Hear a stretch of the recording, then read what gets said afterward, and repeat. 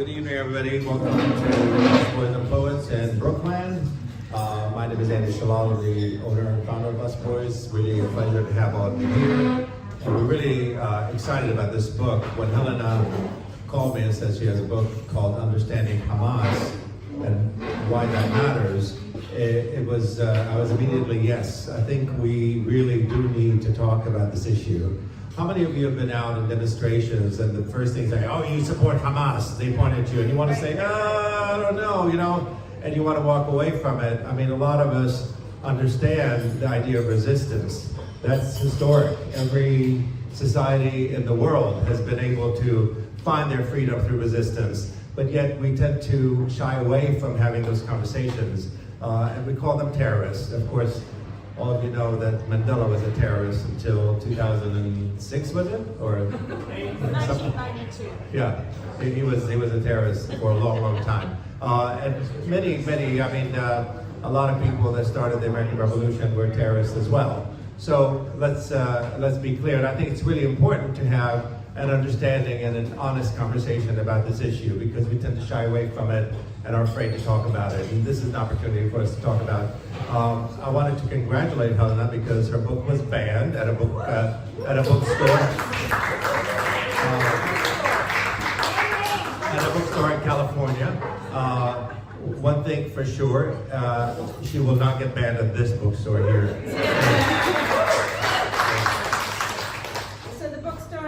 Is called Diesel, and it's apparently generally considered to be a leftist bookstore, but it was the subject of some very, very virulent campaigns run by local Zionists in West LA. It's in Brentwood, LA. But the American Pen organization has protested the banning of the book, and we've made the Hollywood Reporter, so, it's all good.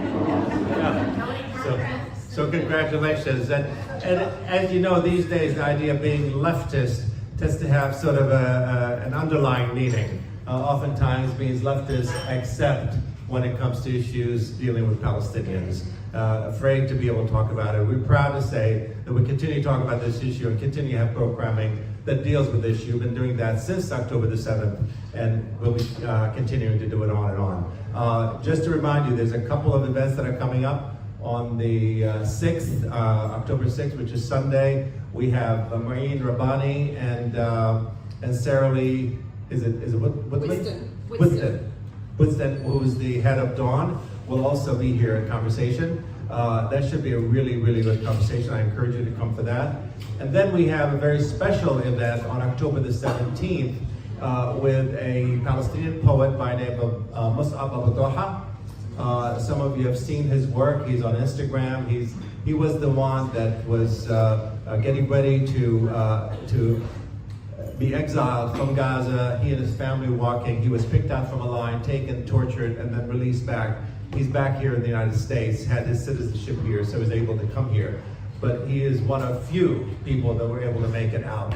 So it's wonderful to have him here among us, alive and well, and he'll be here speaking about his new book. So we're really excited about that. We also want to announce now, and we'll be having tickets go on sale very soon, is we have the Peace Ball that's going to be coming. It's an inaugural ball that we've done ever since we opened here for every inauguration. So we did one when Obama was first elected in 2008. We did it in 2009, of course, that's when the inauguration happens in January. We did one for the second term of Obama.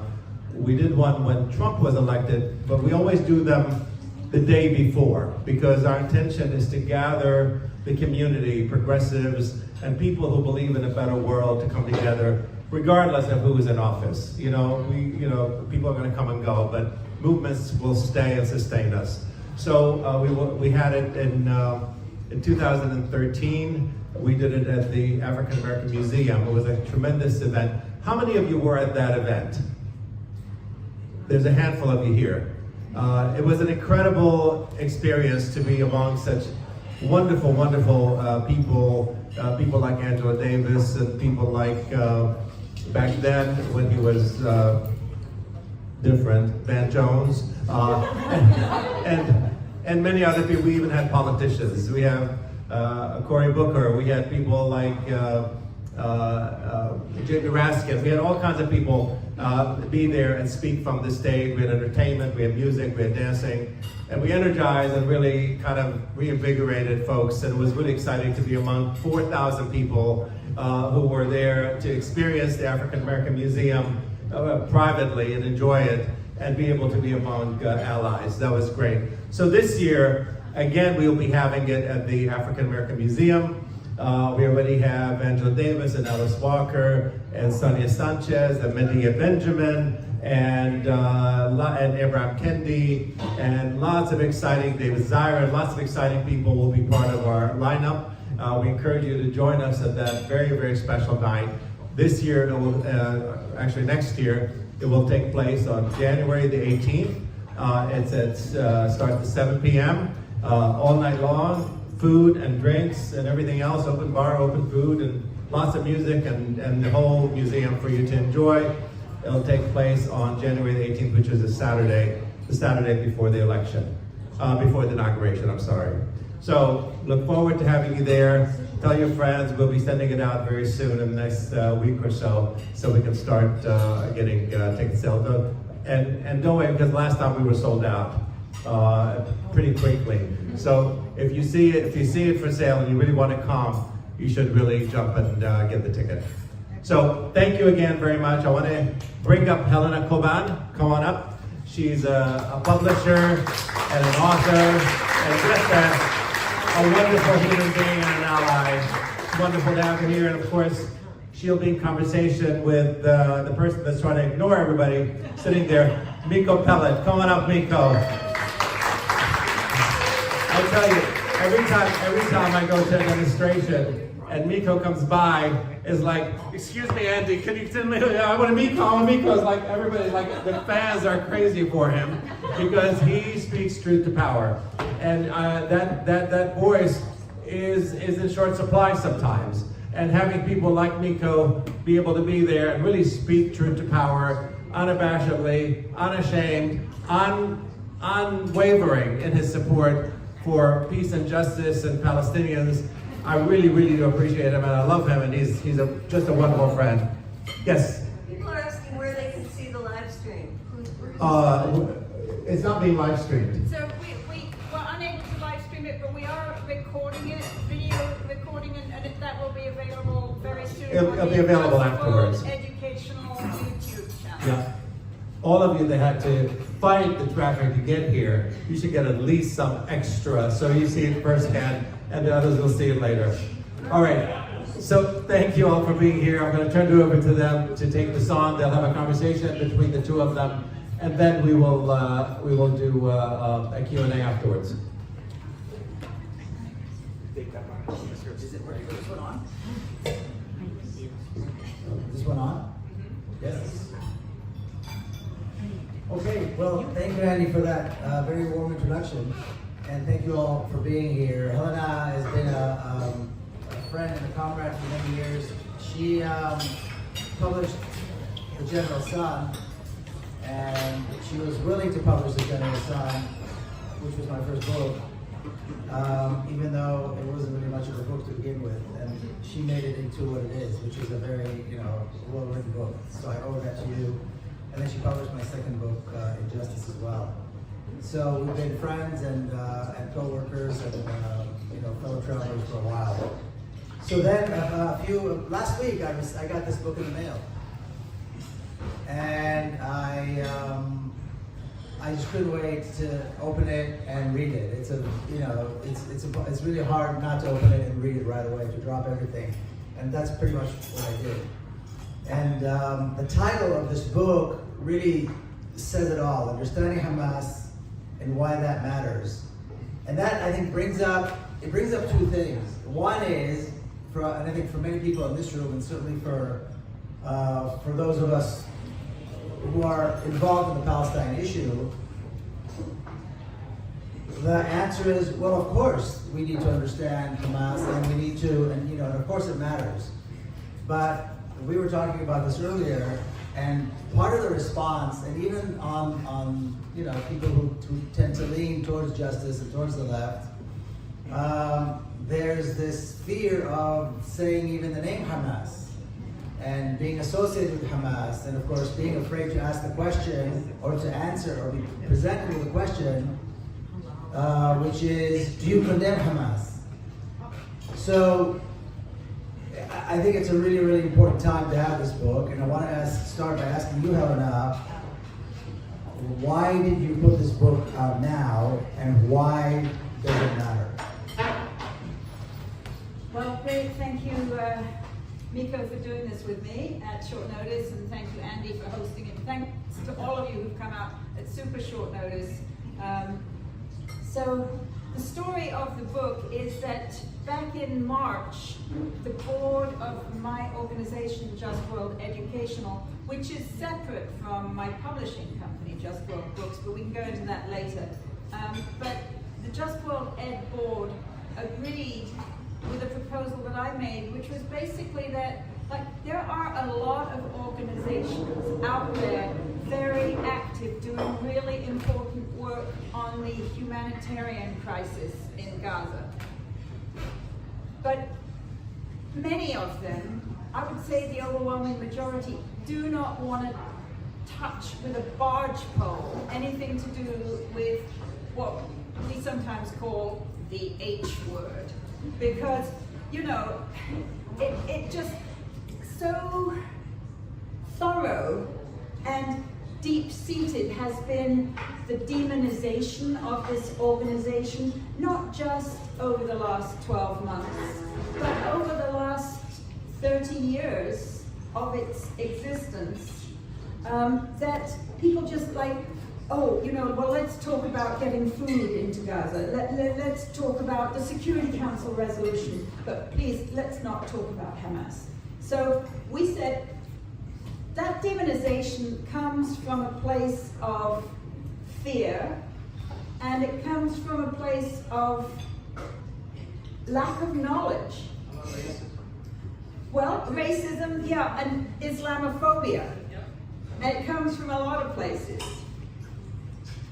So let's get some world-class experts on the history of Hamas, because it turns out, guess what? Hamas does have a political history.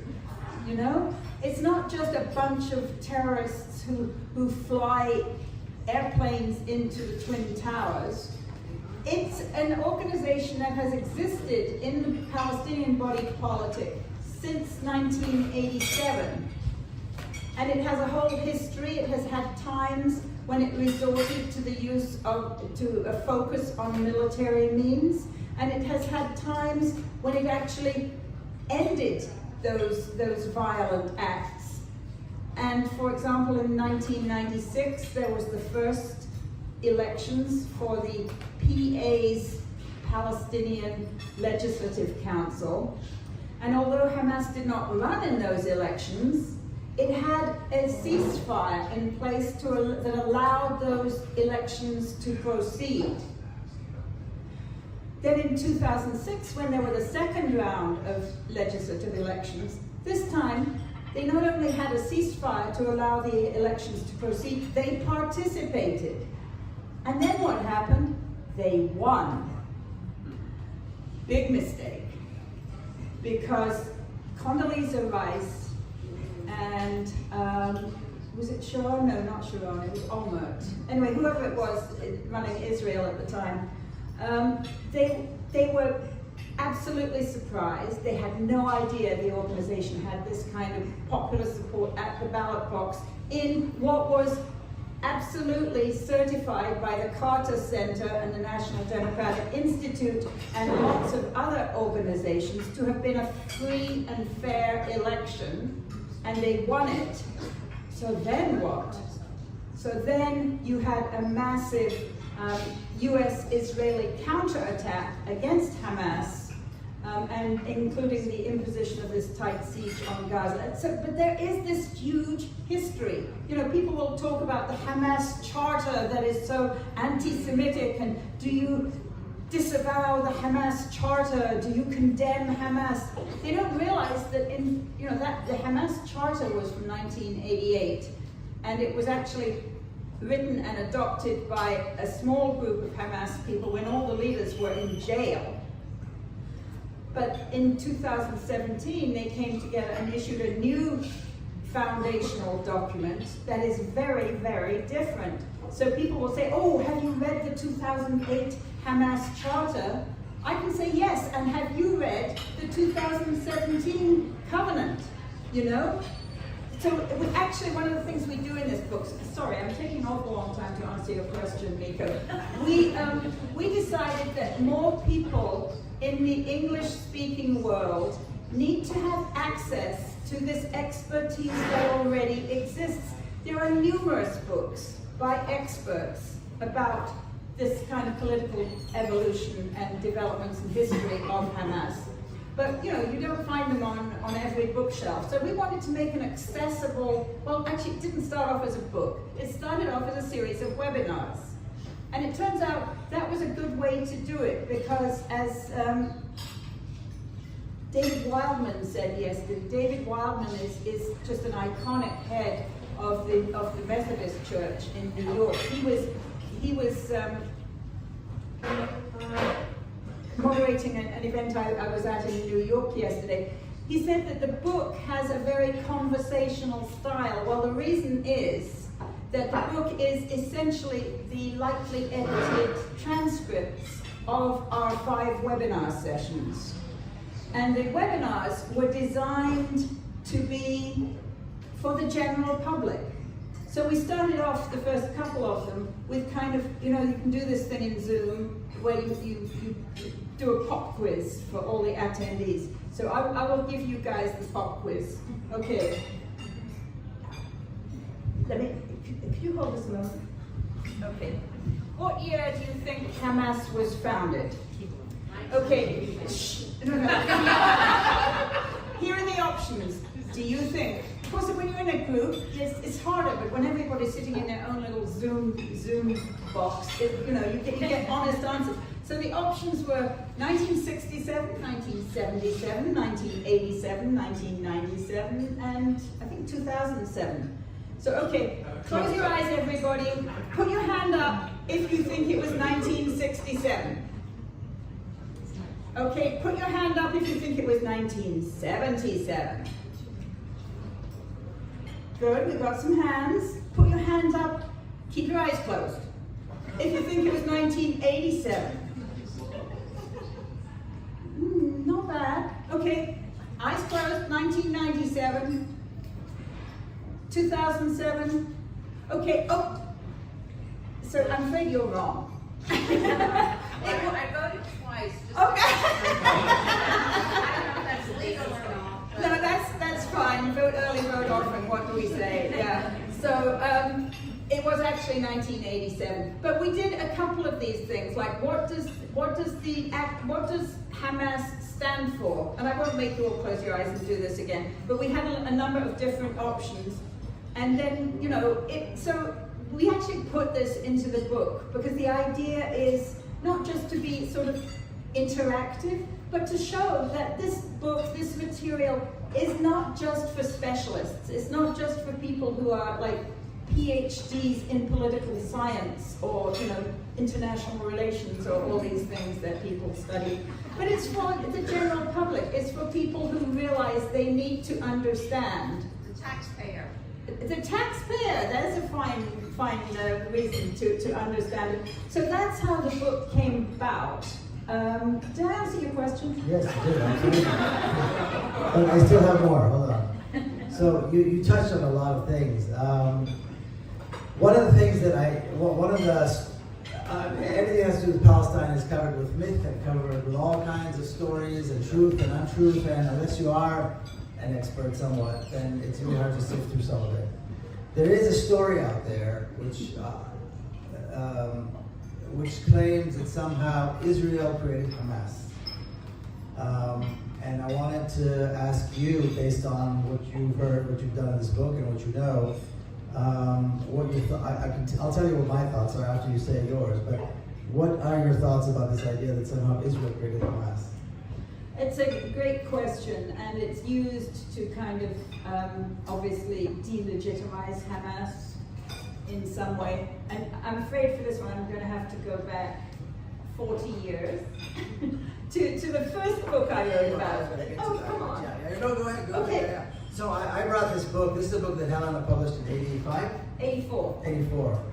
And I read it a couple of years ago. It's an absolute wonderful book, and it's really important if you want to understand the PLO and the Palestinian leadership and how things evolved. And I'll get to it. I've got some questions that will lead to it anyway. And it's actually a great segue to this book because it leads off just before these things happen. But go ahead. So anyway, I brought it with me because I wanted to be sure to remember to refer to it. But yeah, go ahead. Yeah, so the PLO and Hamas are basically the two major sort of coalitions or poles in the Palestinian political firmament right now, and have been for a long time, a very long time. So Hamas was founded in 1987, and they have tried, and we discussed this in many of the webinars, to work with the PLO, which is a more avowedly secular organization, although it's not wholly secular. We can go into that. Hamas is an avowedly Muslim organization. The name Hamas stands for Harakat al-Muqawama al-Islamiyya, the Muslim resistance organization. And that's what informs them. It informs their kind of collegial leadership style, and it informs what they do, including the readiness of many of their young people to die for the sake of their rights. So these two kind of big coalitions have been competing. Now, nobody would guess it from listening to me talk, but I grew up in England, and I'm very familiar with divide and rule as an imperial strategy that has caused such horrendous suffering throughout the global south. So the Israelis, have played this from the beginning between Hamas and the PLO. And I think that's the frame in which you need to look at this. So when it looked as if the PLO, which is headquartered now in Ramallah and has this kind of quasi little self-governing authority thing that they gave birth to from Oslo, that receives funding from the United States and the EU, there was some movement from the US and its Western allies to give the PLO and the Palestinian Authority a greater level of independence. They've been promising a Palestinian state since 1999, and that's written into the Oslo Accord that there would be, the ending of a final peace agreement by January of 1999, but that's always been pushed off and pushed off and pushed off. So there was a little bit of pressure. There has been pressure over the years from various Western allies, mainly Europeans. Well, we've got to really give the PA, the PLO something, and then the Israelis will say, oh, we can't deal with the PA. We're going to let Qatar send some money in to Gaza and actually strengthen Hamas in Gaza. So it's a very traditional divide and rule. But sometimes, like right now, they are relying heavily on the PA to repress people in the West Bank. So, they will use one coalition to act against the other. And what the Hamas people have always said is that we want to work with the PLO and the PA and Fatah and the other organizations. And actually, at the grassroots, many of the Fatah is the largest Fada'i group within the PLO, and it has a chaotic internal organization. a lot of sort of clan chiefs and small fiefdoms going on, but many of them actually work very closely with Hamas. So, you know, it's not as if there is like this block here and that block there. And the other thing that is definitely worth remembering is that you have members of the same family who span this divide, like Jibril Rajoub, or like any Palestinian family contains people who support Hamas and people who support the PFLP, which is the secular leftists, or people who support Fatah, and they get together for family gatherings and they hammer it out. It's much more unified from that perspective than most American families are on Trump versus Kamala Harris these days, honestly. So I want to go back to this book and several things that are interesting in putting these two books together.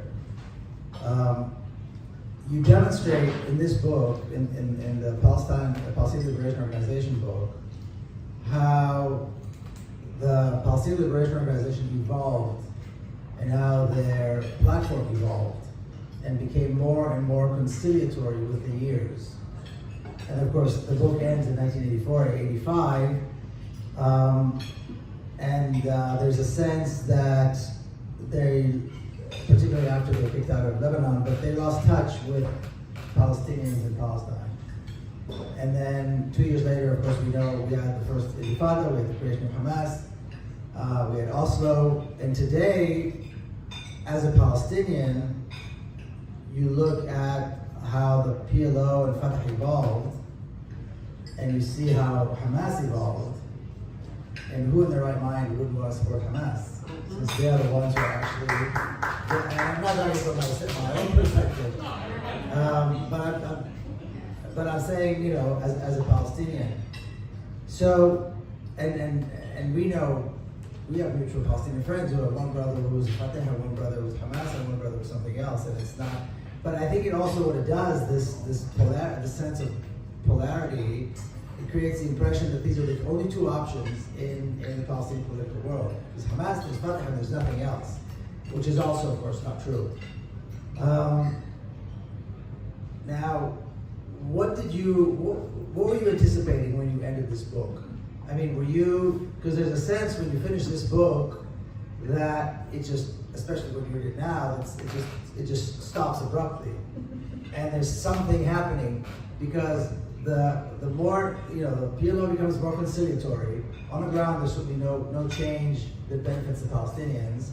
And then, of course, 2 years later, all of these things happen. Did you have a sense of this? What were you thinking? What were you foreseeing at that point, 84, 85, when this book was complete?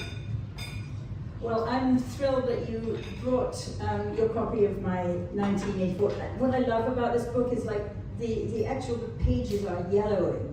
I mean, it makes me feel. It's out of print. It was very difficult to find. It's not out of print. It's like. Yeah, it was very difficult to find. I know it's hard to find. Yeah. Anyway, so there is huge continuity between the history of Fatah and the PLO and the history of Hamas, obviously. And it goes back before then to the 1930s to Sheikh Izzeddin Qassam, who was the first big Palestinian resistance organizer and against the British, as well as the Zionist colonizers, which is why, for example, the military wing of Hamas is called Kataib Qassam, the Qassam brigades. Qassam rocket. Yeah, so you know there is a long history of resistance.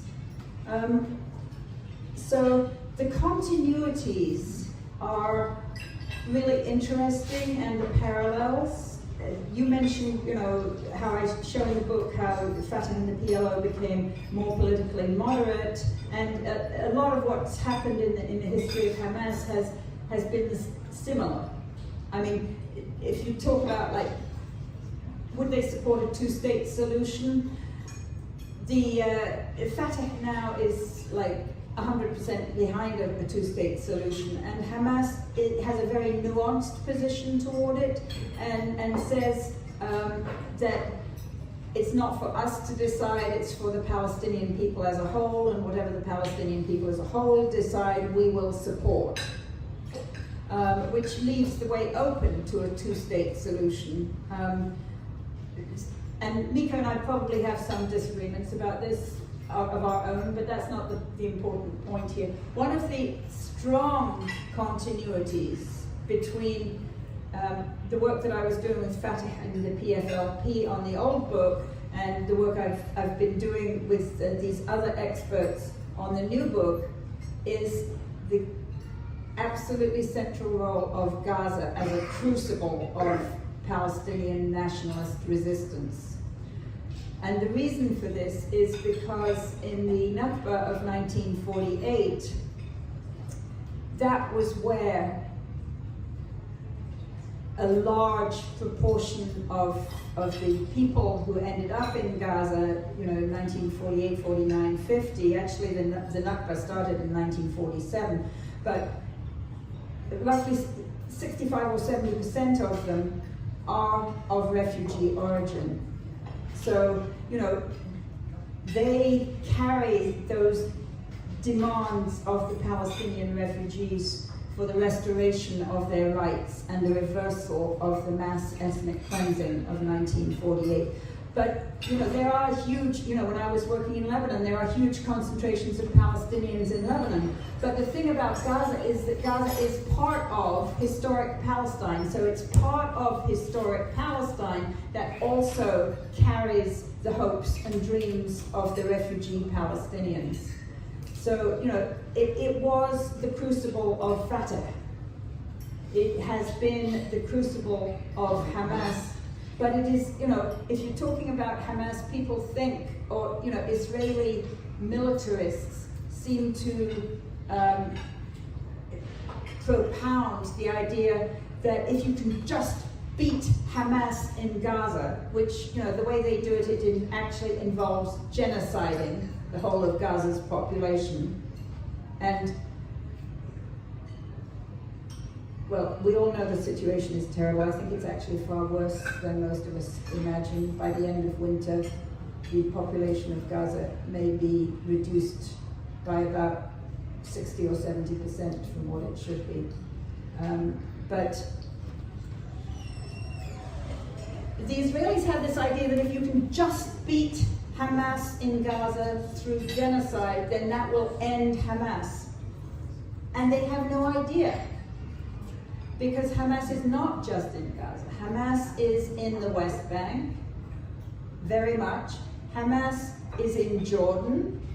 Hamas is in Syria, not as much as it should be because of the civil war there. And Hamas is very largely in Lebanon and fighting alongside Hezbollah in Lebanon right now, under attack alongside Hezbollah in Lebanon.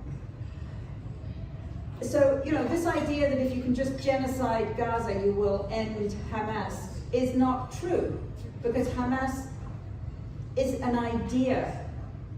It's a way of organizing, it's a way of dealing with the world, it's a way of engaging with the world, it's a way of being an activist and pious Muslim in the world that is ways beyond Gaza.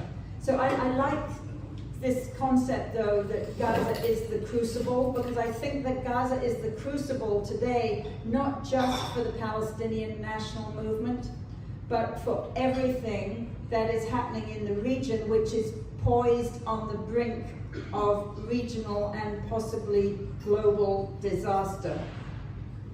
So if only we could have gotten that durable ceasefire any time in the past, we would not currently be facing the prospect of the kind of regional and global catastrophe that the world is facing. Because Hezbollah and the Houthis and the government of Iran, all of them have linked their readiness to de-escalate to winning the ceasefire in Gaza. How do you win the ceasefire in Gaza? You win the ceasefire in Gaza by negotiating in good faith with Hamas, which our government has not been doing. I mean, our government has been having indirect negotiations with Hamas for about 10 months, maybe more than 10 months. But then when the Israelis killed the leader of Hamas in Iran, when the Israelis killed other Hamas leaders in Beirut, you would think that a neutral, empowered mediator would object, would say, we cannot negotiate, we cannot head these negotiations under these circumstances when the Israelis are, just undermining the negotiating party. So that's why, I mean, for me, all this makes the book even more important, because so long as the left is not ready to talk about Hamas and its role in resistance, we are giving President Biden, there are some other names he could be called, but I'm not going to do it now because my children get a little bit upset when I said I wouldn't go to the White House Christmas party because it was being run by Genocide Joe. So anyway. We're invited. No, you go and you visit the White House, whatever. But, so those are the continuities that go, from the history of one organization through the history of another organization, but Gaza is really important. You mentioned Gaza, and I think historically, growing up as I did in a very military Israeli Zionist family, so the Gaza Strip was established early 50s when it was finally created as a concentration camp that it is, and immediately it became what was known as a hornet's nest for terrorism. And immediately Israeli forces would go and massacres there, and on and on and on. Ariel Sharon did a big one in 1954. So Ariel Sharon was part of it, and then he came back as a general after 67 and the 1970s. And it was always this thing, we were going to go in there, and we're going to get rid of the terrorists, and that's going to be it for it, and that's going to be forever, and we're going to be done with it, and it's never going to happen again. And it goes on and on and on and on and on. It's almost 8 decades, and it's not going away. And the thing that comes to mind is when you try something over and over again and you expect different results, you must be insane. And perhaps that's what's happening there on the Israeli side. But I don't know if it's a desire to kill or if it's a lack of understanding, but when you keep that many people in a concentration camp, they're going to resist. And it doesn't matter if it's something for Hamas or this or that or the other. The point is, they're going to keep fighting, and there is no way to go in there and pummel them and end it. And pummel them and end it, Israelis have been trying to do it for decades, and it's not going to work.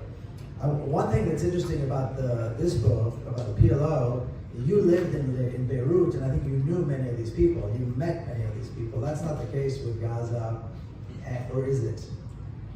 So when I was... And how is it different? In other words, how is it different in writing the book and being involved in this?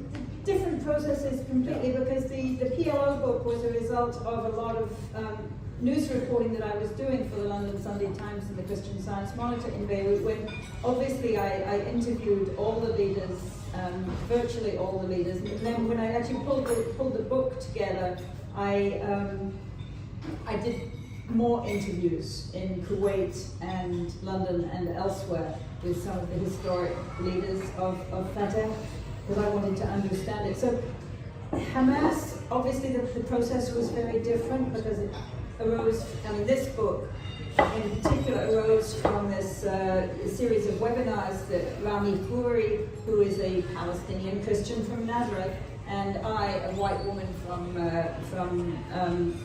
England, we conducted this together. But it was based on each of us, having background in journalism, has had a lot of contact with various Hamas people over the years.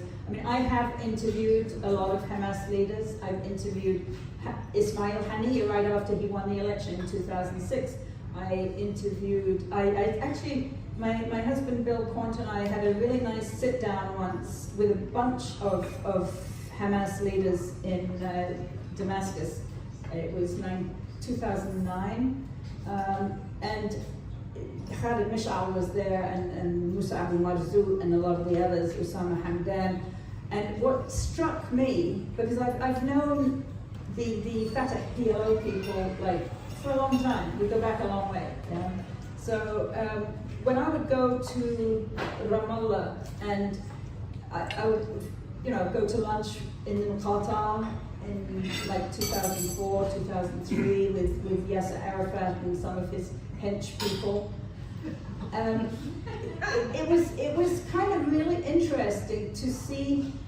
Well, prior to that, he was like a little kind of cock of the heap, and just like really, everybody was kowtowing to him. But when he was in the Qatar, he was besieged in there. His powers were waning, and his longtime hench folk were kind of laughing behind his back. It was really sad. But this was really the mark of an autocratically run organization, both those stages. Whereas when, Bill Quant and I went and sat with Khalid Mish'al and a bunch of the leaders, he was the leader. He was at that time. It was very collegial, they would discuss amongst each other, what do you think about that? Do you think about this? It was a very different, sort of politics amongst the leaders. And then that was well reflected in the discussions we had in the book with, for example, the first one is with this wonderful Italian specialist called Paola Doctora, I guess, Paola Caridi. She has this heavy Italian accent, which if you just listen to that first webinar, you'll enjoy her accent, although it's actually easier to read the book. So, she's talking about how Hamas has this very consultative leadership set of kind of practices and principles. And there are four main constituencies. The four main constituencies are Hamas in Gaza, Hamas in the West Bank, Hamas in the Palestinian diaspora, and Hamas in prisons, in the Israeli prisons, because the prisoners are always a very key constituency for Palestinians. And a lot of important documents, specifically proposals for political unity between all the Palestinian factions, those proposals come from the prisoners. Now, I know that since October 7th, the conditions in the prisons, in the Israeli prisons, have been unbelievably worse. So, it's quite likely that those political organizations among the prisoners in the prisons are no longer playing the role that they did. But, it's really interesting. It was interesting to me to hear Paola and then our next guest expert, Dr. Khalid Haroul, who's written a great book. Both of those people, actually all of our 5 guest experts, except Moain Rabbani, and you guys can see Moain here very soon, according to Andy. So all of them have written very serious political studies of how Hamas developed over time. So, Paola introduced this idea of the 4 constituencies of Hamas, and then the other experts all kind of built on that. So as a pedagogical experience, if you want to learn about Hamas, I think we structured at ridiculously short notice, because we had this plan in March, we pulled it together in May, and now we have a book. But, it takes you through. Thank you. And also thanks to our publishers at All Books, which is a great little radical lefty publishing company who really leapt at this idea of doing a book, and they did a really speedy turnaround. As somebody in the book trade, I can tell you that they are remarkable. So, did I answer your question? Where did I start? A long, long time ago. I want to talk about something else. I want to talk about the United States and Hamas. And so you talked about the negotiations, the indirect negotiations, which of course is ridiculous. If you want to negotiate with someone, you negotiate with someone. You don't send some kind of proxy. And of course, the Israelis sent a proxy, and it was bound to fail, I think. But anyway, here in the United States, Hamas was designated as a terrorist organization during the Clinton administration. And so, since it's designated as a terrorist organization, you can't negotiate with it. You can sort of support it, but you can't really negotiate with it. And so, there's two parts to this. One is you're shooting yourself in the foot because in the future you may need to do something with these people. On the other hand, the other part of it, perhaps this was intentional so that when or if and when this organization rises to some kind of prominence, then it will be, remain an outcast because it's a terrorist organization. And I think that also is why so many people are afraid to answer the question, do you support Hamas? Because if you don't, you're supporting an organization that's designated as a terrorist organization, so do you support terrorism? So it kind of leads you into this crazy, tailspin. So talk about that a little bit, the designation of Hamas, and what do you think of it? I mean, what do you think of it, and how does the United States come out of this mess? Because at the end of the day, Hamas is there to stay, and like you said, you can't kill it, you can't destroy it, it's there, but it's not going anywhere. Oh gosh, that is a lot of questions. So first of all, this designation as a foreign terrorist organization, I mean, okay, going back to when I was coming up in England, there was the Mau Mau. Oh Lord, I remember being terrified of the Mau Mau. And, every single national liberation movement that was fighting for independence from the British Empire was systematically demonized. And then suddenly, one day, Jomo Kenyatta, who had been in jail, 2 weeks ago, he's suddenly on the lawn of the governor's residence, and the British governor is there in his little, long shorts. They look so silly when you look at them now. And the governor pulls down the Union Jack, and President Kenyatta pulls up the flag of the independent, Republic of Kenya. That was on the news for us, regularly, 2 or 3 times a year for a different country in Asia or Africa. They're terrorists until suddenly, you need to do business with them.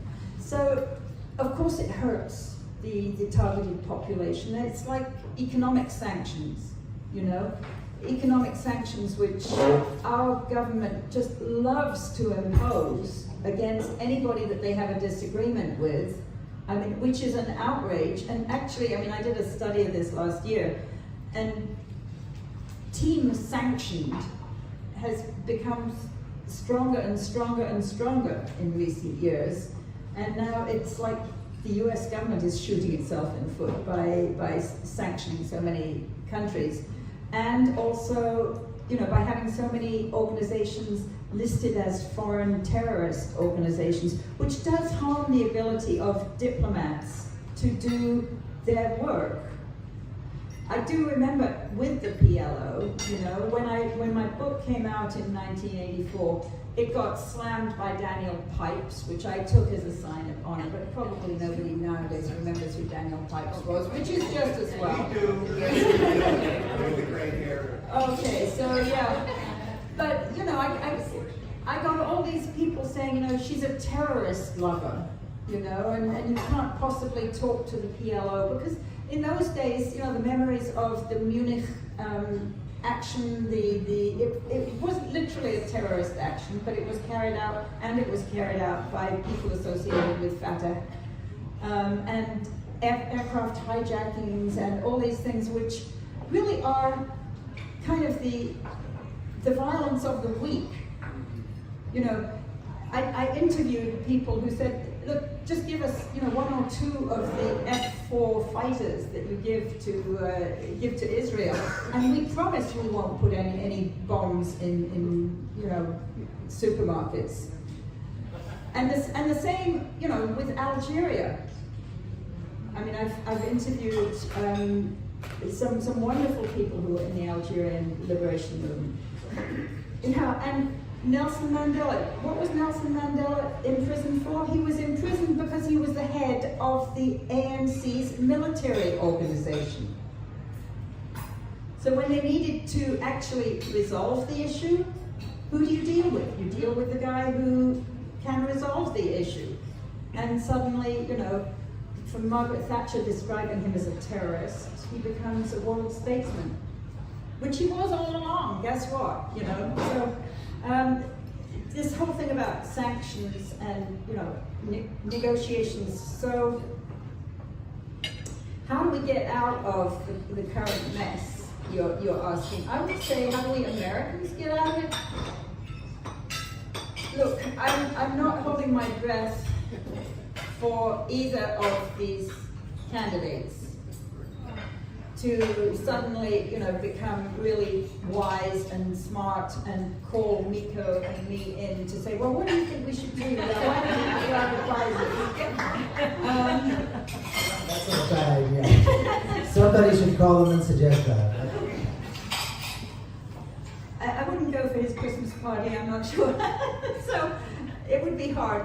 But I don't think Americans alone can get out of this, honestly, because I think we have our government, our whole political system, our whole corporate media system, our military-industrial complex system has tied itself so closely to Israel right now. Israel, which, as many people remark, is not really a country with an army these days as much as it's an army with a country.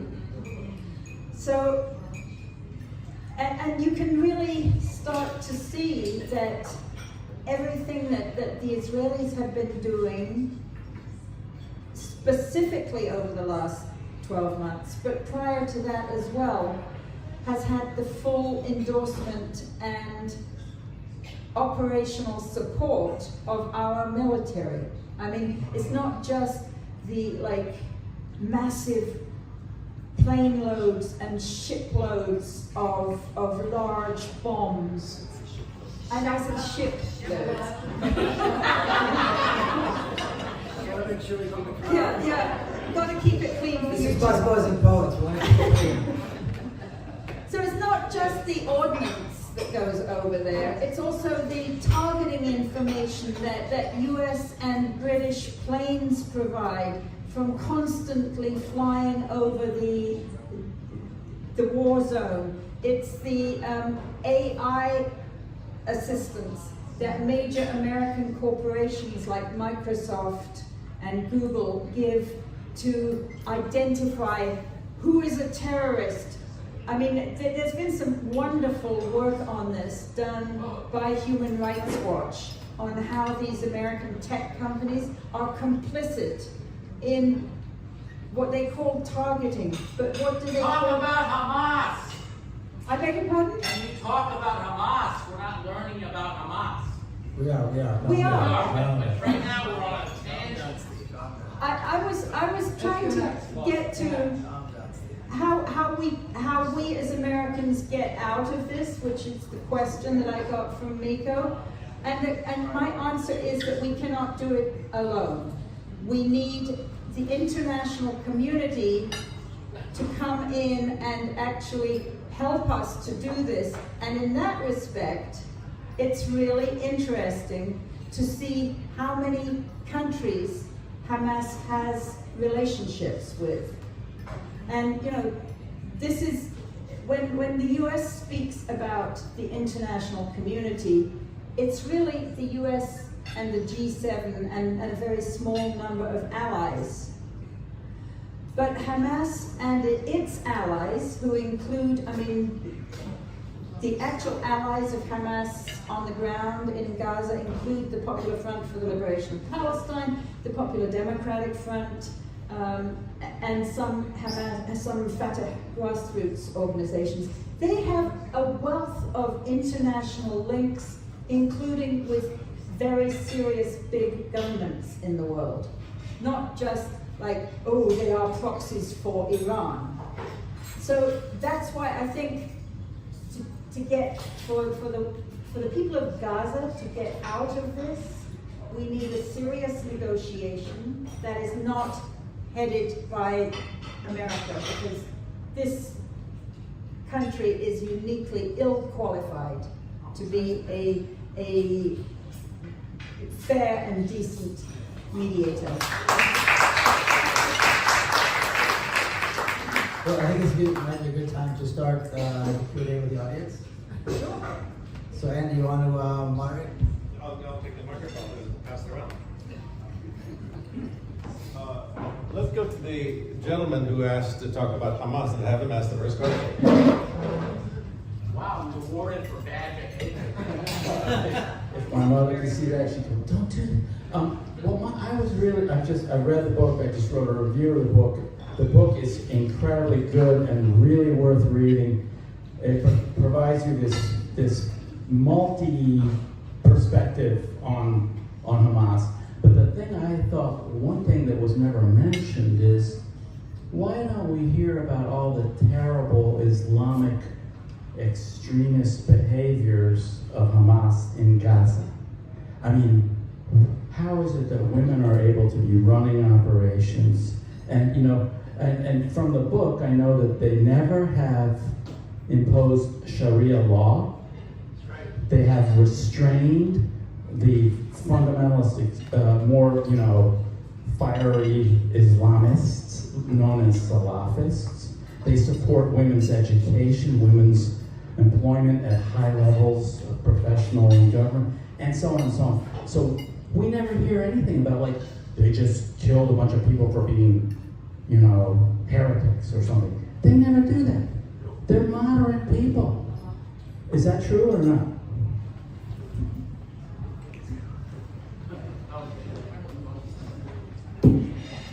Yeah, so up on Florida Avenue near where I live, somebody did some graffiti saying "Free Gaza," and somebody else came along and added to it underneath "From Hamas," which is, there is a thing out there, if we could only do essentially a regime change operation in Gaza to build a popular opposition to Hamas. It's pie in the sky. Now, I am not going to defend every single action that the Hamas administration has taken against, not against, but to administer Gaza under unbelievably difficult situations of siege.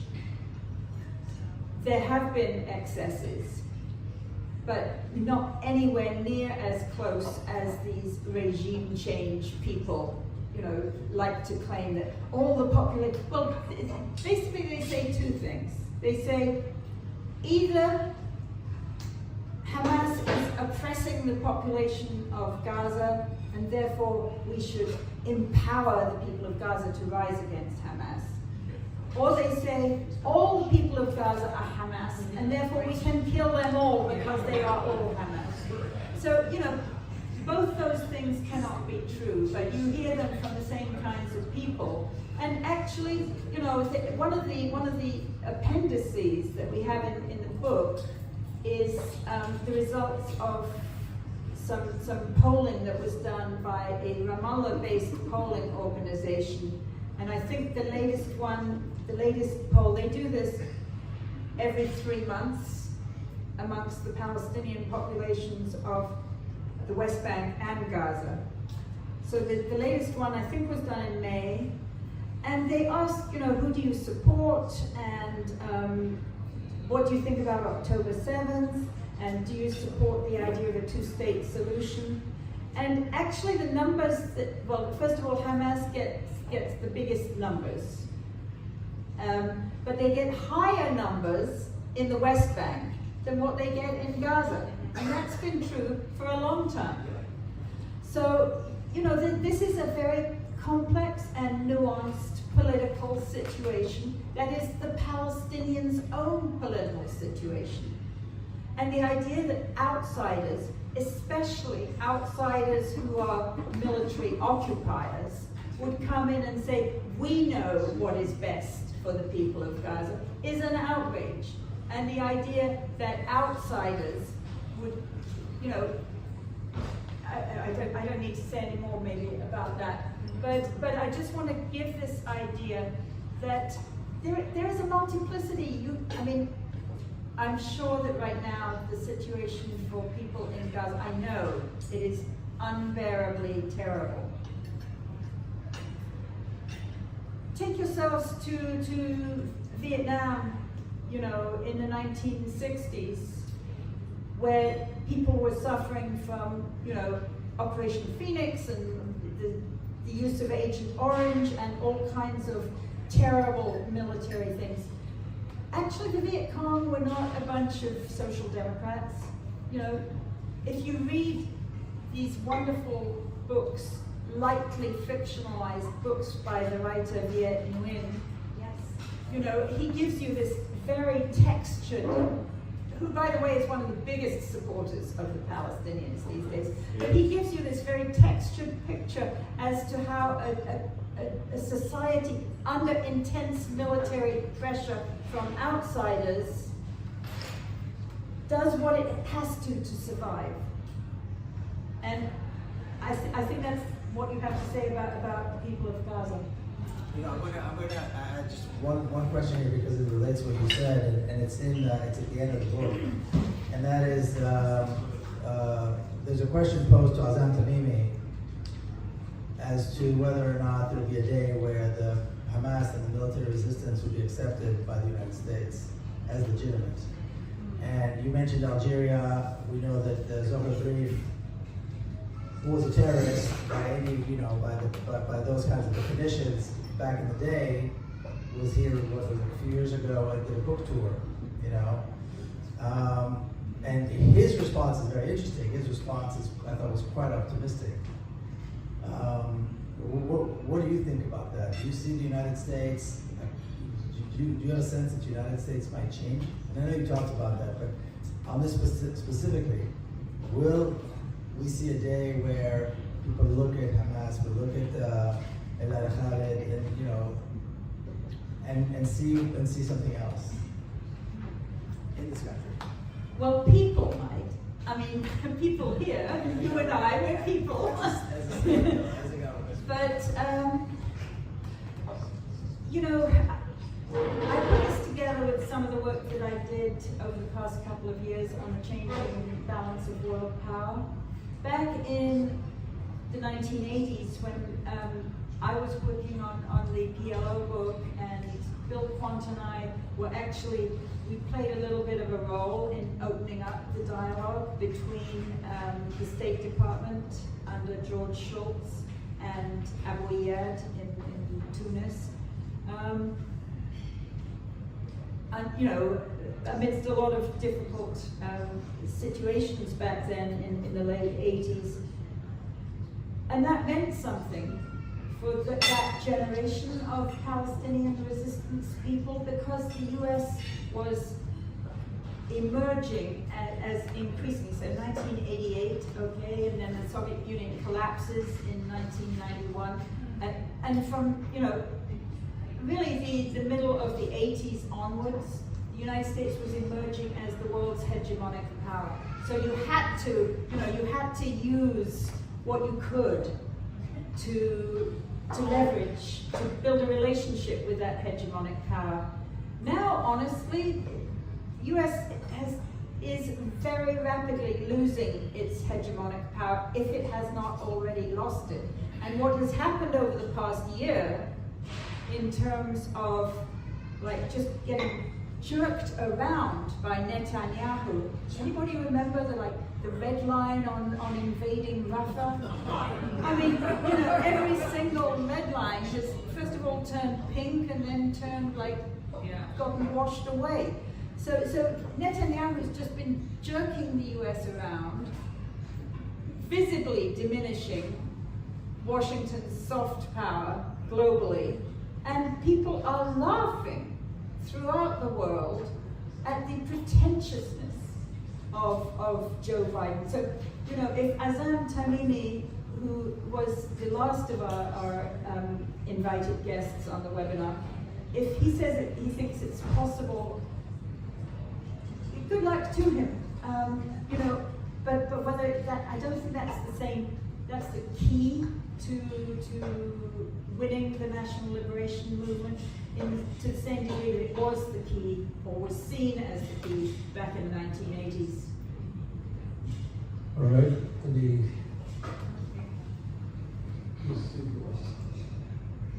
how many people want to ask questions? Why don't you raise your hand so we get the sense? Yeah, 1, 2, 3, 4, 5? 5, okay. Hey, thanks for the book. So, this book is not for the people I have a problem with. They don't want to hear this.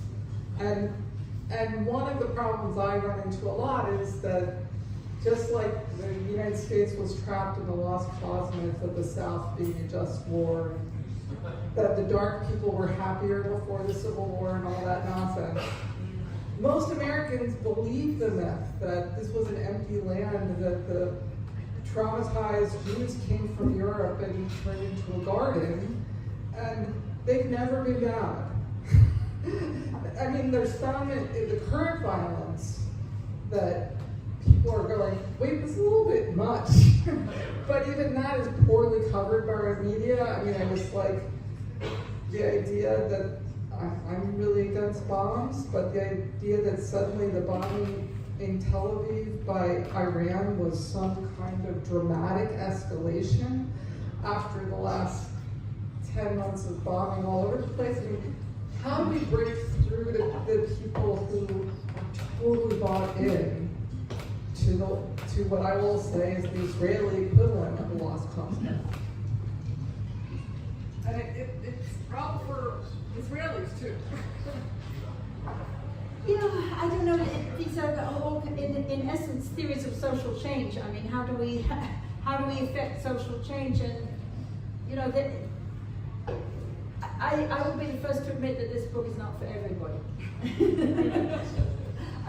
But, or indeed, any of the books that Andy sells here, really. But what we Bring can an do, endorsement.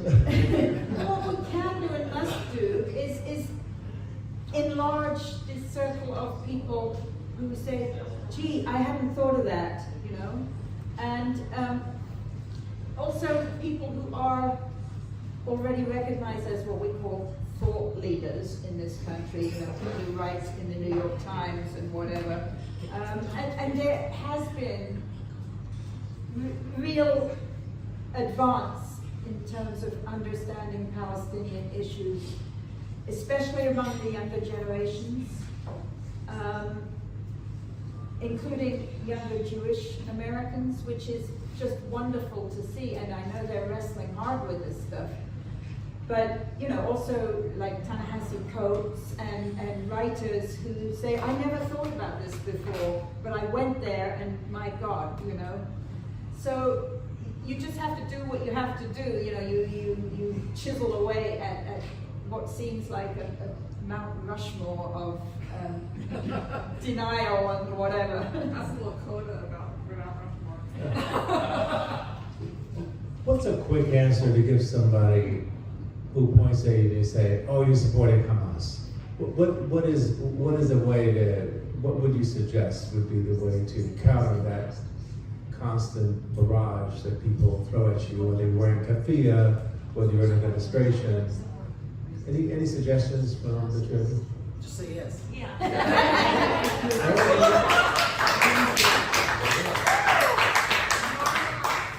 Medea, shake your head. No, that won't take her very far in Congress. I don't Actually, think. I have a different answer, and that is, you know, it's not for me to support Hamas or support Fatah or oppose Hamas or oppose Fatah. I'm a citizen of the United States of America. It's for Palestinians, you know. It's their business, and so you ask me to condemn Hamas. I will condemn inhumane acts, whoever commits them.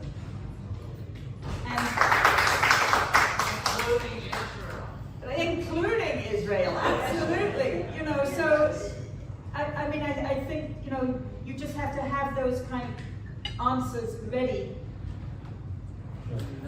Let me just Yeah. let me add one thing.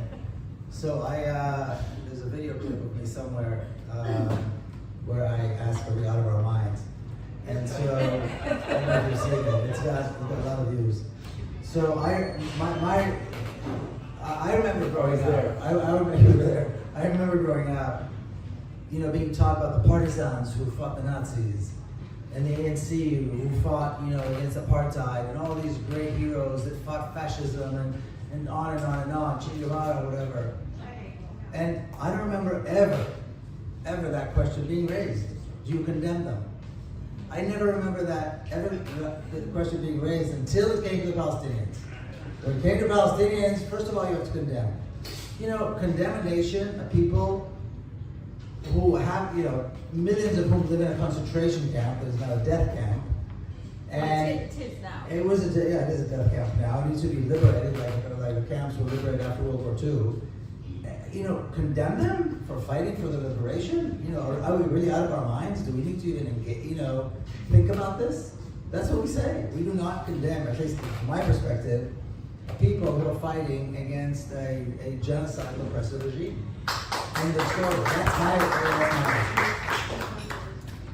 I agree with you. The other thing that I've found when I gave a talk about this in the Bay Area to a bunch of retired sort of Berkeley lefties a few months ago. Well, yeah, it was a retirement community full of, you know, whatever. And there were some Jewish people there, including some supporters of Israel. But I started off by saying, so I just want a show of hands here. Who supports the right of peoples to resist military occupation by all means necessary? And, you know, all the hands went up. Even if you yourself would not take up arms, I think, you know, most people would resist, would support the right of the French partisans or, you know, whomsoever, the Dutch partisans, to take up arms against the military occupation. And that is actually written into international law. And then I said, okay, so I got most of these retired Berkeley lefties to put their hands up. And then I said, so which of you here supports the right of colonized people to resist their colonizers by all means necessary? And then there were a few hands that did not go up. I think, you know, maybe they were supporters of Gandhi or an idealized view of the ANC in South Africa or whatever. But I think it is good to frame it in that way. You know, do you support in general the right of colonized or occupied people to resist by all means necessary?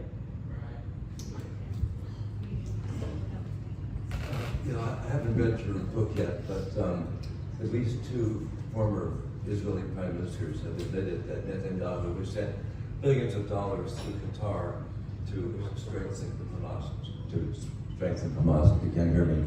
And yet, in fact, one of those prime ministers, Olmert, said this on CNN, so it's in the public domain, but our political leaders and the talking heads on the mainstream media act as if no one knows this. I mean, I'd love to stand up and ask Anthony Blinken, you know, if Hamas is so evil, why does Netanyahu send them billions of dollars?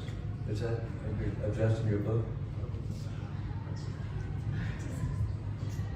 No, it is true. Nico and I have some difference of opinion about this, but it is true that Qatari money went in to Gaza with the agreement of the Israeli government as part of that divide and rule thing that I mentioned earlier. They were desperate to do anything that would undercut, the PLO's really pathetic diplomatic campaigns. And the other thing about money going into Gaza is that you have to realize, even now, if we send money to people who have GoFundMes, everything that they buy has to go in through Israel, and Israeli middlemen and contractors are making super profits.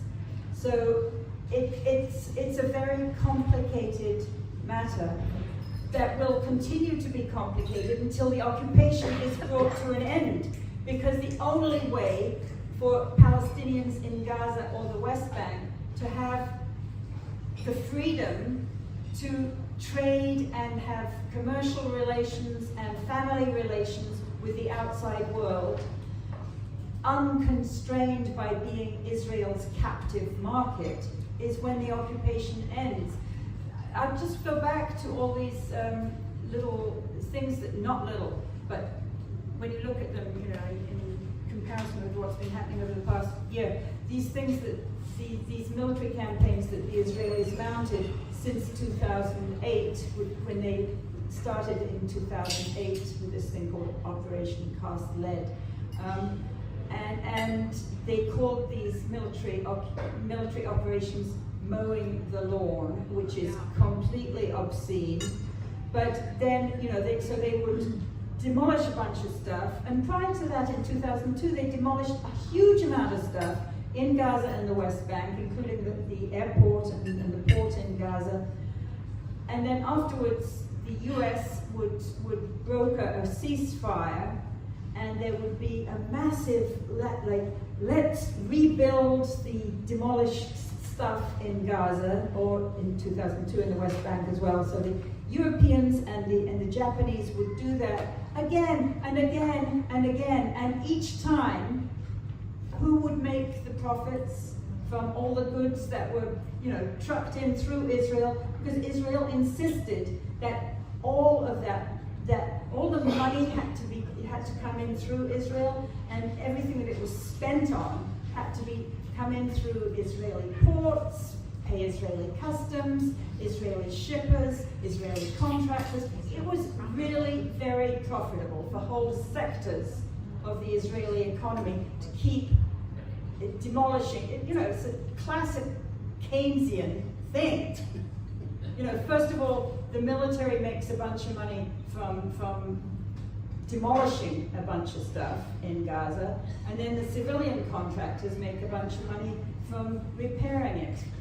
Rinse and repeat, that's what they were doing. So that's why the occupation has to end right now, because we can't carry on like this. And how does the occupation end? By negotiations that the international community pulls together and imposes on Israel. And when you say occupation end, are you She talking means the about? apartheid state. You mean the apartheid state, or you mean occupation and the 1967 borders? Is that what we're talking about? I'm talking about two-state thing. Oh, two states that type of exists. solution. But exactly what the UN General Assembly has called for, and the ICJ has called for, which is a complete end to the military occupation of Gaza, the West Bank, including East Jerusalem, the complete withdrawal of Israeli settlers from those areas, and reparations to the Palestinians for the harms they have suffered. That's what the General Assembly and the ICJ have called for. And how's it going? because in 1967, immediately after the 1967 war, my father, as a Zionist general, stood up and called for that. So an idea that's been floating around since, I don't know how long it's been, almost six decades, and it's very, very clear that there's no partner for that on the Israeli side. You know, again, it's this idea of trying something over and over again and expecting different results. So maybe this is where you and I part ways, but it's got to be the dismantling of the apartheid state and the establishing of a real democracy in its place. Yeah, I think everything is up in the air right now. But what we have with international law is these calls for the robust, what I call a robust two-state solution, which also includes, you know, consideration of the rights of the refugees to return to their properties. Let me ask one more question. I'll just have one question. I know this is. So in the two-state solution, one side gets the small part, 20%, and the other side gets the 80%. How do we determine who gets the small part and who gets the big part? Yeah. Which side gets what? I stand with what Azam Tamimi said in the book, which is that he's very close to Hamas, okay, which is how we introduced him in the book. But it's very clear from the 2017 document that Hamas adopted that they will go along with a two-state situation. It's not a final situation. Who determines? No. If the majority of the Palestinian people want that. So I think it's not for me and it's not for you to say what we want. It's for the Palestinian organizations, of which Hamas is the most powerful, to determine their negotiating position. Not for me, not for you. So thank you for your book. I think it should be Hamas Lives Matter. So I'm particularly close to people in Hamas. I've got friends there who are in Hamas, the organization. Going into Gaza many times. Gaza is, the government in Gaza is Hamas.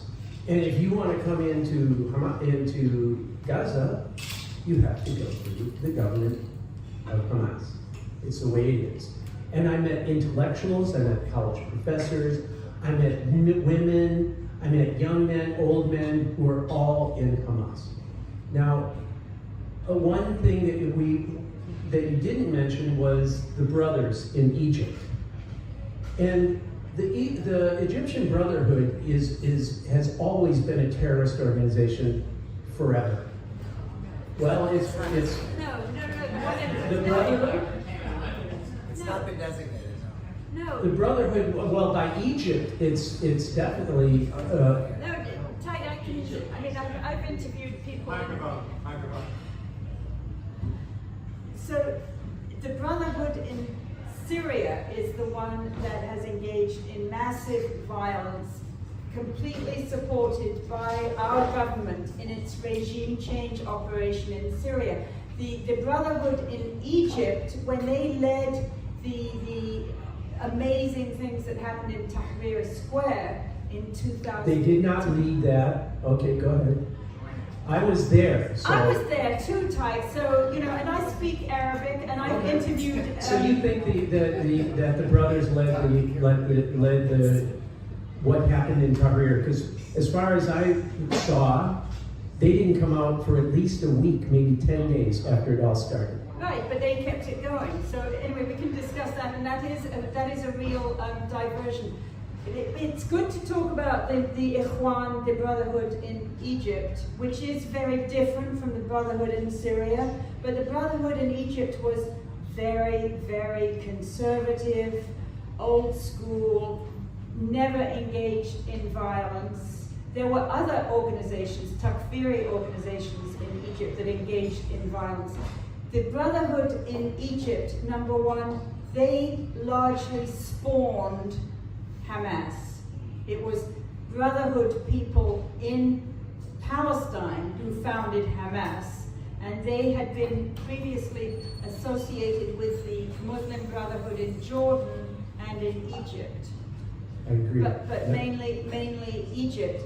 So the Brotherhood in Egypt is important to the Hamas story, but they got smashed by Sisi with the support of the United Arab Emirates. 650 people were massacred in Rama Square.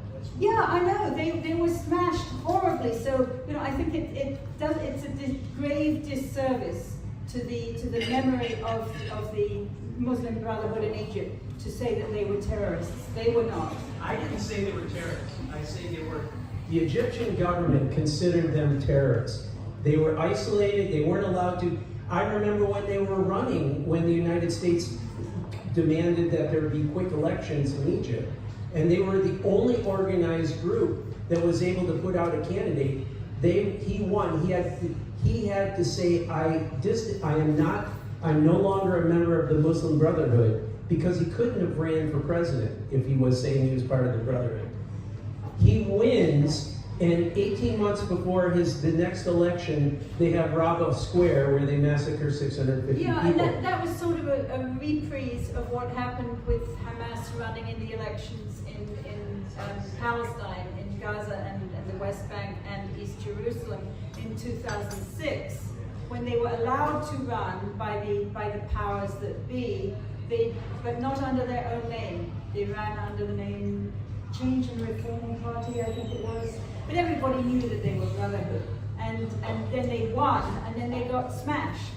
So that happened in 2006, 2007, and then you had the same thing happen in Egypt. It's a very tragic record of violence that has been supported and instigated by our government. We can see who benefited from what happened to Morsi. We can see who benefited from what happened to Morsi, the treatment he gets. But to get to my point, thank you so much. Wonderful work and words. Thank you for your long-term commitment to the cause. I do want to, more than a question, offer a point about the sense of helplessness that I always get from Americans and the left. The U.S. government is a lot of the empire of our time, but your governors, your rulers are not the end-all be-all of the equation. The American people can and do have will that can be exacted, supposedly. You talk about the international community coming to your aid as if the BRICS or the G7 have the will or the ability to do something when the US has the globe in a chokehold politically, militarily. I feel like on the ground here, people do not get encouragement. There's a lot of ties that can be established to climate collapse activism, to the police state and its opposition. That does not happen.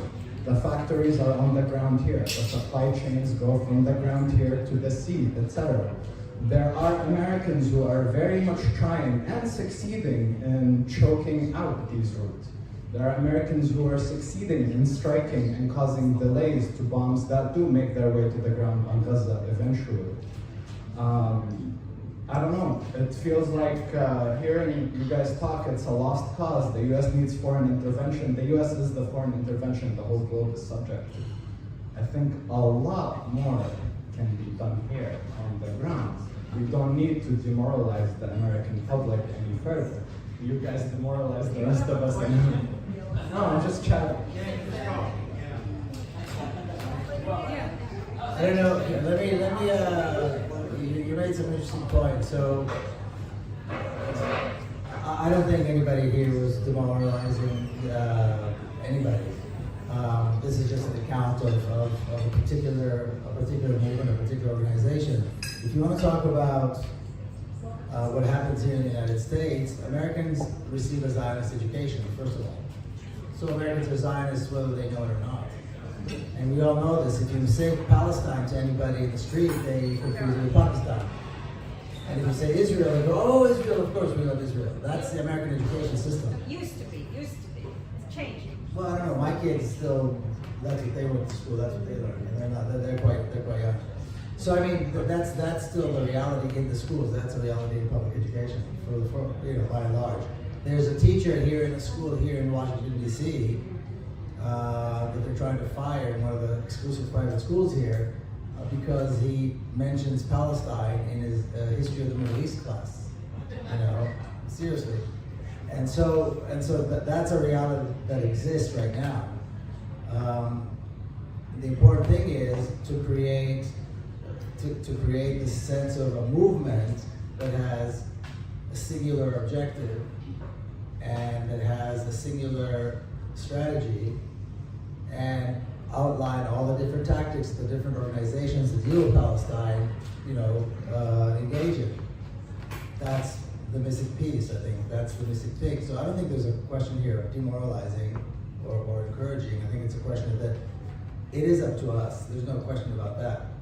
And where perhaps Helena and I disagree is that there is somehow a possibility somewhere out there to negotiate with the apartheid state, the Zionist state. I don't believe there is. I think it needs to be completely dismantled.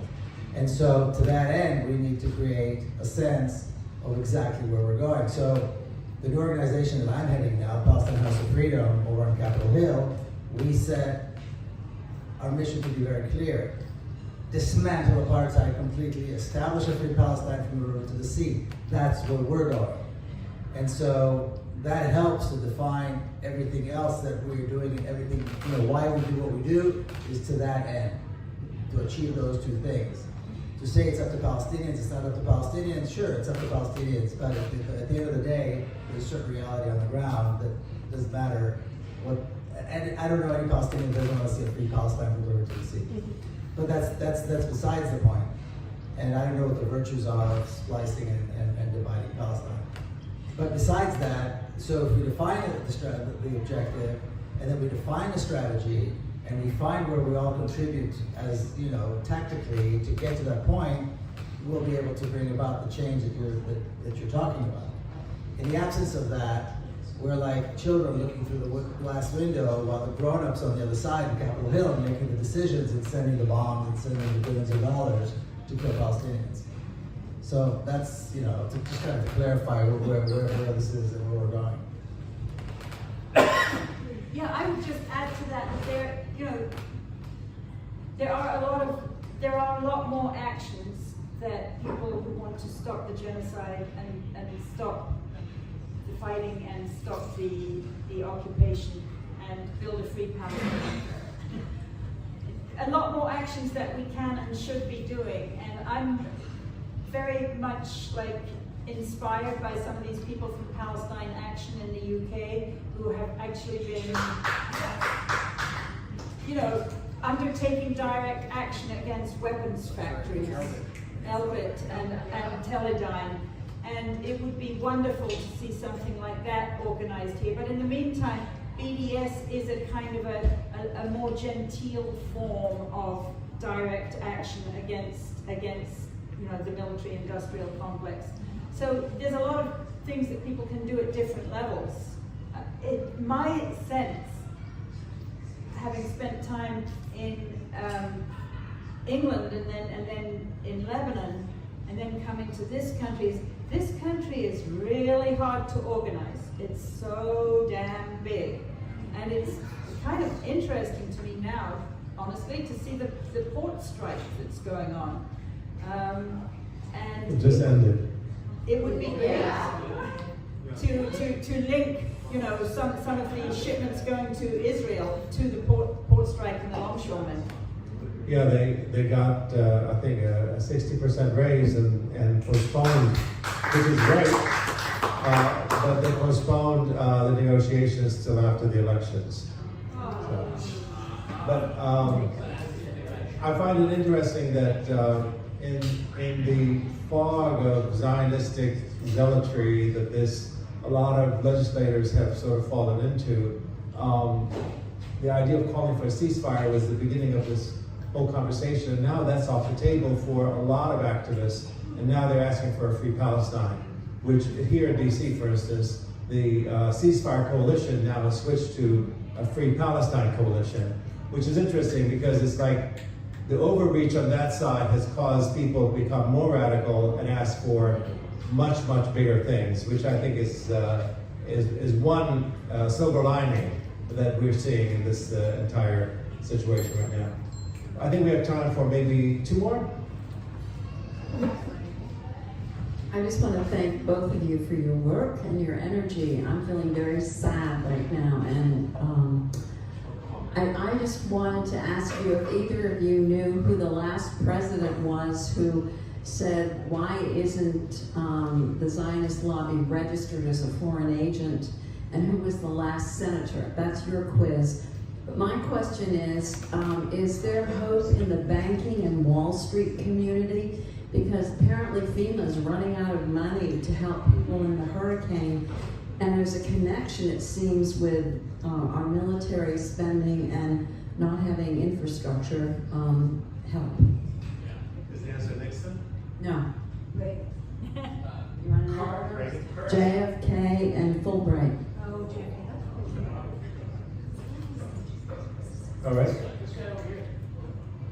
I think.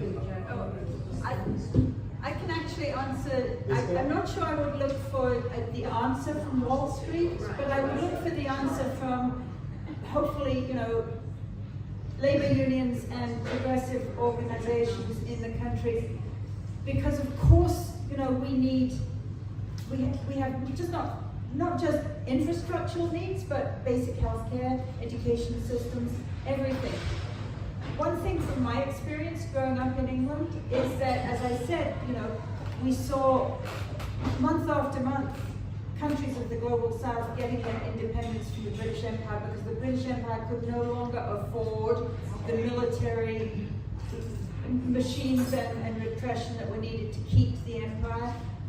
And what we got instead of having an empire, which from my parents' generation was like, what makes you proud to be British was the empire. What my generation got was what made me proud to be British was the National Health Service. And I mean, I think we should go for that, honestly. One last question. But they're dismantling it, but. One thing just for Miko, anytime you're in an argument about the future of the Israeli state, you can quote Jose Marti, the Puerto Rican revolutionary, when he said, "For I have lived inside the monster and I have seen its entrails." But my question is, you've done a great quick history on the political history of Hamas. I'm wondering if you have seen on a military side a creativity and an adaptation of tactics, if you've seen that it has responded effectively to new Israeli methods of surveillance and oppression, and working with Hezbollah, does it have a vibrant ability to continue to circumvent these massive technological oppressive levers that are leveraged against it? That's a really important question. I would say that the Hamas leaders in Gaza have done an amazing job organizing a military defense in depth in a sliver of land that is like 5 miles wide. So when we're talking about a defense in depth, we're talking about going down.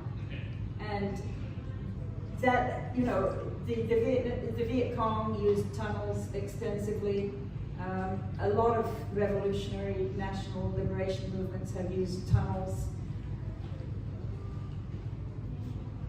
So when Yahya Sinwar and the military in Gaza launched the October 7th Operation Al-Aqsa Flood, by all accounts, they did not expect it to be as amazingly successful from their point of view as it was.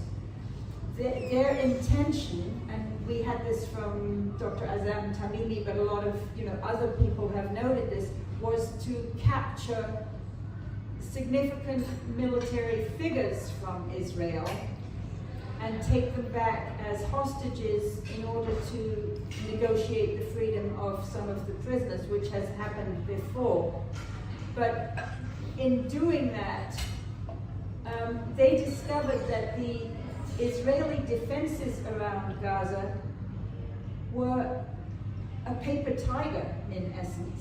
I mean, they were able to dismantle huge sections of the high wall that enclosed the concentration camp with the watchtowers and the automatic weapons that didn't even require somebody to fire them, that were in the watchtowers. And they dismantled the whole of the Erez checkpoint kind of command center, and they dismantled the whole of the Gaza sector, command sector, which was in Ra'im, very near to where there was a music festival happening. They captured a lot of very senior officers and other members of the military, including these women military people who are still hostages. But by dismantling the wall, they succeeded in allowing the people of Gaza, who had been walled up for, since 2007, but actually since before 2007. Well, yeah. I mean, walled up for decades, to get out, to go and see, as they said, my grandmother's farm, to go and see, like, what was on the other side of the wall. And some people call this the riffraff of Gaza. I think that's, but there were a lot of disorganized people. Irregulars. Yeah, no, they were just like shabab. They were young men, they were old men, they were some women, and they just poured out. Some of them were in organized military formations other than Hamas, but most of them were just like, hey, this is amazing, and they stole a bunch of stuff. They kidnapped a bunch of people because they realized that the goal here is to kidnap people that we can use, and then they went back. So actually, it took the Israelis a very long time to be able to regain the land up to the old walls. So since then, you've had obviously a lot of guerrilla fighting, small groups, and if you watch the Electronic Intifada's live stream, there's always a very well documented military report of when they're attacking troop carriers, Israeli troop carriers, or they will kill snipers, and they send every so often rockets into Israel. The Israelis have been unable to stop that happening.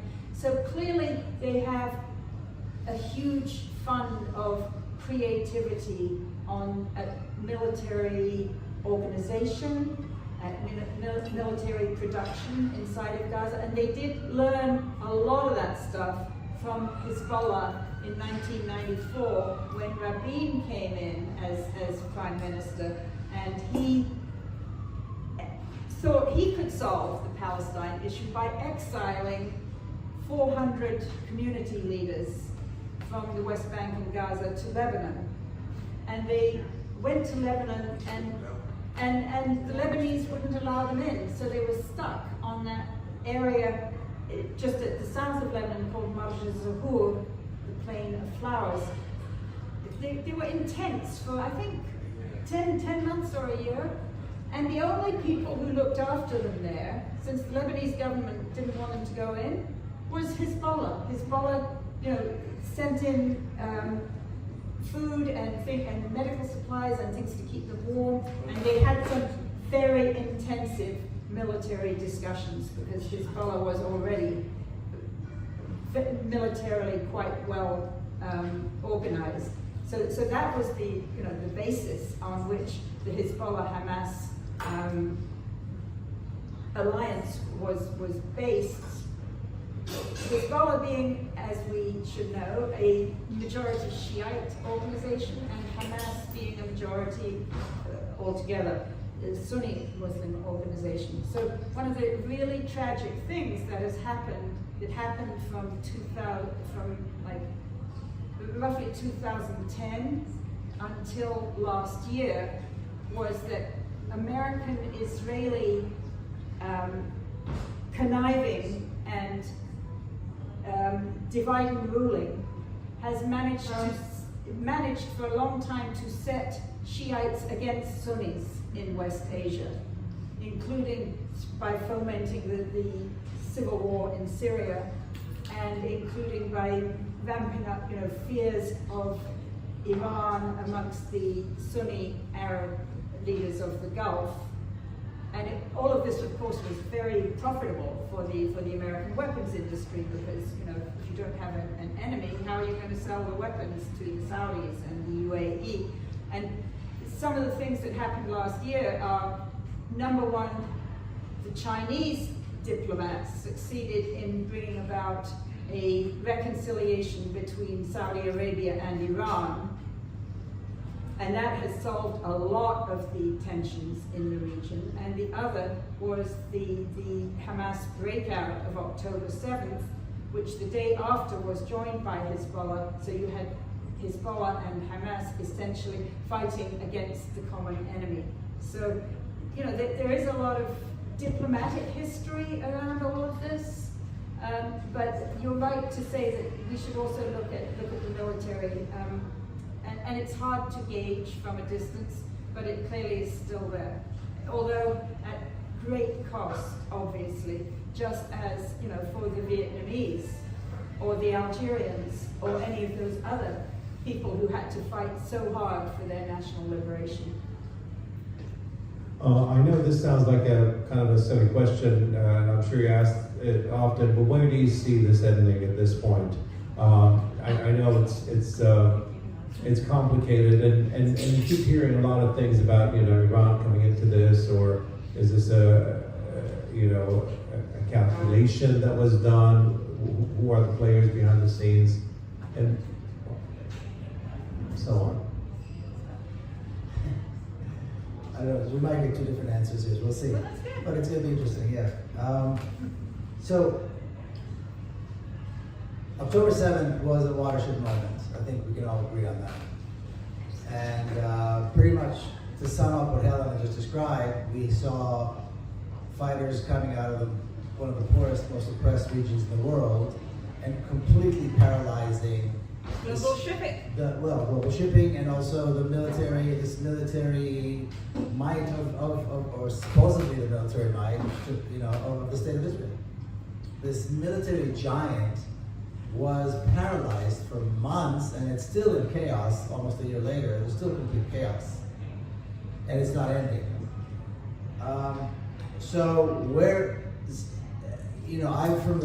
Me personally, from the very beginning, the whole call for ceasefire seemed to me completely absurd, because when you don't demand, you can't expect a genocidal regime to agree to a ceasefire. If there was that kind of a situation, we would not have been in this situation. In other words, if it was a war between two countries, then maybe a ceasefire makes sense. When there's a genocide going on and you have a resistance organization trying to fight for their lives, that's not a place to ask to talk about ceasefire. It's a place to ask for immediate severe sanctions and arms embargo, a no-fly zone, and immediate, get the Sixth Fleet involved in providing humanitarian aid, and that sort of thing, so that we can finally guarantee the safety and security of the Palestinian people, which is not something anybody ever talks about, and they are the ones who need it the most. Where it ends is not really, I think, the way I frame the question, but how long it's going to take is the question.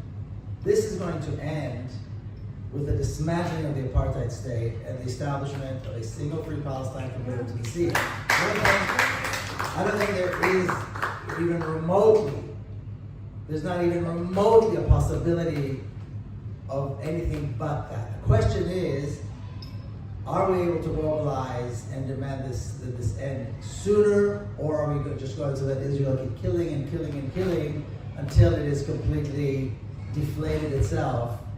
Because internally, and we've seen this since last year with the big protests and so forth, this so-called thing called Israeli society is really a bunch of different groups held with Scotch tape, and the Scotch tape is falling off. And so Israeli society is collapsing. Israeli economy is collapsing, and again, thanks to the Yemeni forces, the port of Eilat, which is a very, very important port for Israeli economy, is completely shut down. They normally bring in like 150 or 200,000 cars a year. Not one car has arrived. And it's a government authority, it's a government bureaucracy, and they're talking about firing people, which is a big deal. And the city of Eilat, and so economically it's falling apart. The Israeli police force is completely bankrupt. The healthcare system is bankrupt. It's been bankrupt for a long time. The education system is falling apart. The society that's been held, like I said, with Scotch tape is collapsing, is falling apart. So this maniacal, genocidal society that is really what, and like Helena was saying, it's a military that has a state, which is part of the problem, is falling apart anyway. The question is, are we going to allow it to keep killing and killing and killing and killing and killing for the years to come? Or are we going to be able to organize and end it? But this does not end with somebody else coming to govern Gaza. No, the Gaza concentration camp needs to be freed and dismantled forever. Just like the concentration camps after World War II. That's the only way this is going to end. This is not going to end with negotiations with the apartheid state, because the apartheid state will not negotiate, and they're saying it over and over again. Just yesterday, or maybe it was today, members of the government were saying, we will not negotiate, we will pummel them, and we will pummel them, we will destroy them, we will destroy Iran, we will do it on and on. This is where they are. So again, it comes back to us, because there's not going to be a messiah or a president or a candidate. It's going to be us organizing and pushing to support our Palestinian sisters and brothers, and finding a way to end their suffering and to guarantee their safety or security, or it's going to go on for a very long time until it happens on its own. So I agree with nearly everything you said, but I think there's something big happening right now, which is that, you know, this Israeli Prime Minister and his genocidal sidekicks have been doing exactly what they want with Biden's full complicity. I mean, it's hard to say which one, but they've had him exactly where they want him. And now, with how many days, like 34 days until the election, they thought that they could, like over the last few weeks, escalate and escalate and escalate. You know, back to April when they killed, when they killed the IRGC people in Damascus, and they killed whoever it was, Saleh, in Beirut. They escalate, and then they did it again in July, and then they escalate against Lebanon. July 30th and 31st was when they killed, first of all, Haniyeh and Fuad Shukr. No, first of all Shukr and then Haniyeh. Haniyeh, who is not a military leader, he was the political leader of the whole of the Hamas movement. And he was visiting a sovereign country, the country of Iran, in order to congratulate them on the election of them and the inauguration of their new president. So the Israelis killed him there. I mean, what kind of a provocation is this? And so then what does Biden do? He says, well, we call on everybody not to escalate. But he's allowing and encouraging the Israeli escalation. So Netanyahu thinks, I've got Biden exactly where I want him. Except that I think they went a bridge too far, or several bridges too far, when they also killed Nasrallah, who, the head of Hezbollah in Lebanon, and amidst a massive escalation against the people of Lebanon. So the Iranians sent their response on Tuesday night, which you probably have read about, which was a stream of long-distance missiles, all of them targeted at Israeli military facilities. And if you can actually see a lot of little videos that were taken by Israeli citizens of these